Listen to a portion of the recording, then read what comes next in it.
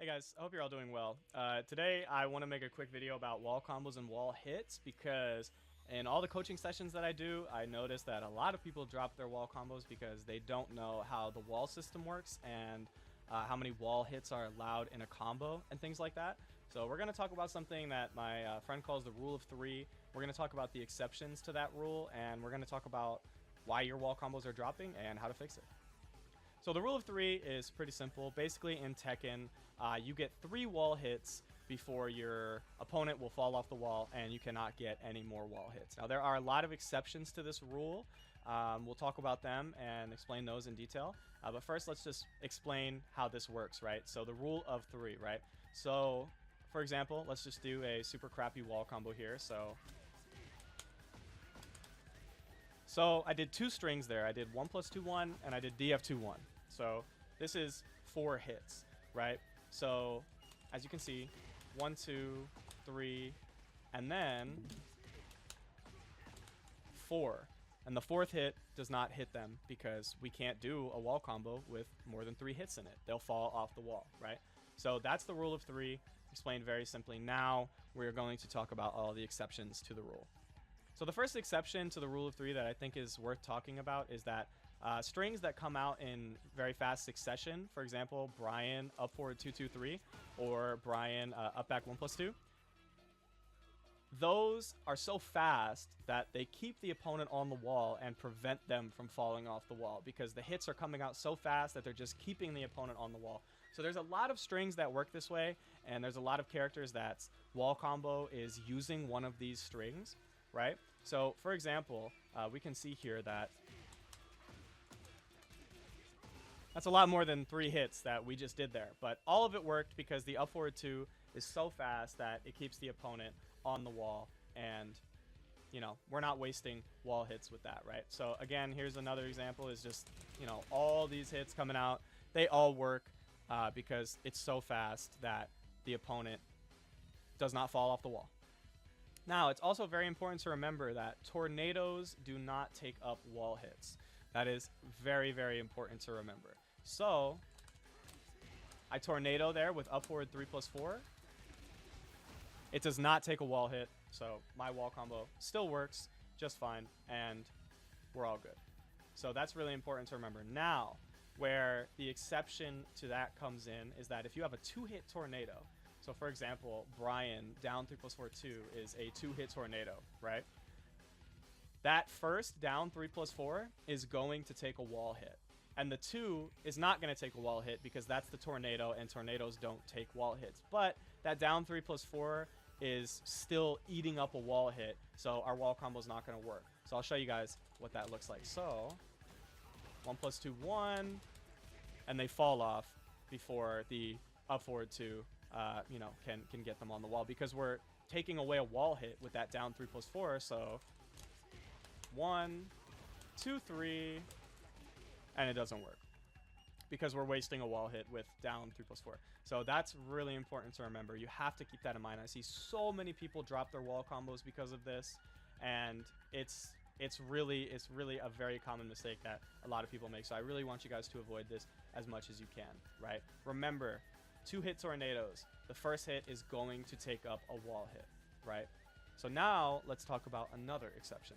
So Kazuya is a little unique in the sense that he's using a 2-hit tornado, and his wall combo is still way more than 3 hits. That's because he has one of those Gatling type strings where the hits are coming out in such quick succession that it's keeping the opponent on the wall, right? So a typical Kazuya wall combo is going to look like this.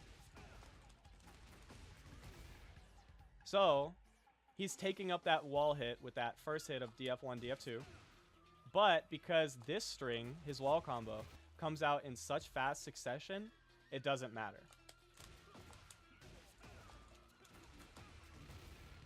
So you guys can see the difference between that string and the Brian wall combo that we were doing, because the Brian wall combo is starting out with 1 + 2 1 into up forward 2, the really fast string that keeps them on the wall, whereas Kazuya is just doing that really fast string right away. So the extra wall hit that we took with that down forward 1 does not matter in this instance. Now, another exception is that high wall hits do not count as wall hits. Okay? So this is very, very important to remember here. So if I get a high wall splat,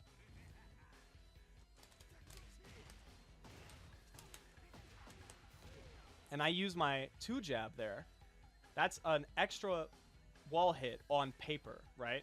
So we shouldn't be able to do that wall combo. But because it was a high wall hit, we're still able to do our wall combo like normal, and it just works, right? So remember that, guys. High wall hits do not count as wall hits in your combo, right? Or I should say they don't take away wall hits from your combo, okay? So it works the same way with this.